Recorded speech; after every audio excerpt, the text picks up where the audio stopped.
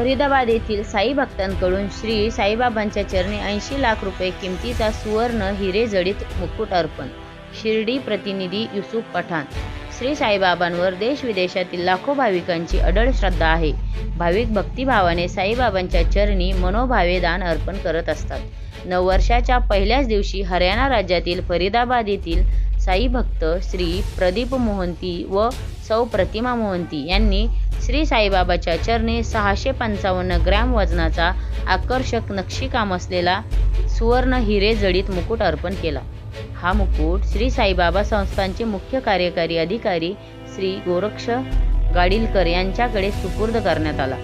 सदर मुकुटाची अंदाजे किंमत सुमारे 80 लाख रुपये असून त्यामध्ये अंदाजे 585 ग्रॅम शुद्ध सोने व सुमारे 153 कॅरेटचे मौल्यवान हिरे आहेत.